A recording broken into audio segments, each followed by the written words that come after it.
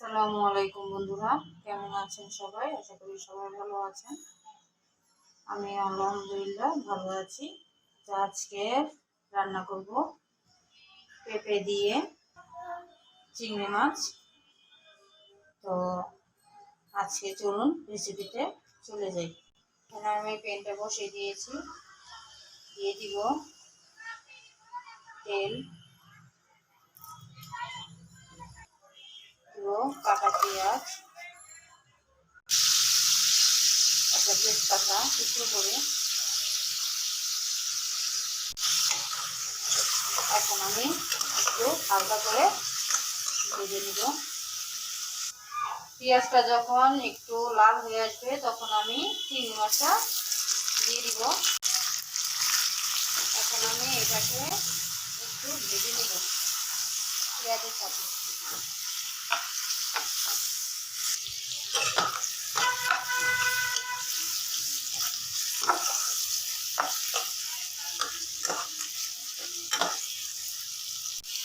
এখন দিয়ে দিব আদা রসুন,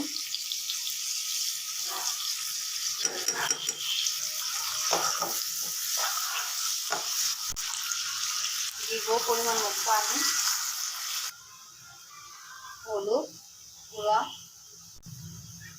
মরিচ গুঁড়া, জিরার গুঁড়া, ধনিয়া গুঁড়া, দিব স্বাদ মতো লবণ।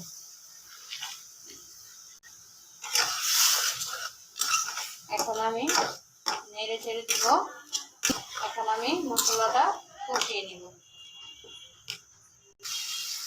চিংড়ি মাছটা কষানো হয়ে গেছে, এখন আমি পেঁপেটা দিয়ে দিব।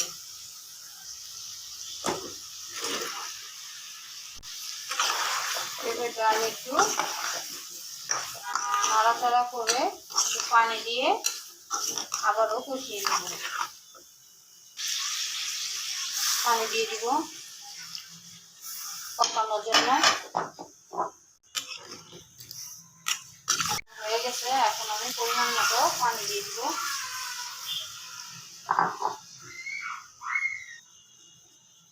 পানি দেওয়ার পরে এই যে আমি তেজপাতা দিয়েছিলাম, এই দুটো উঠিয়ে নিব,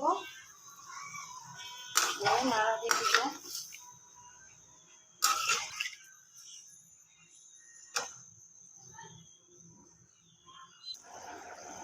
এখন দিয়ে দিব ফ্রোজেন করা ধনিয়া পাতা।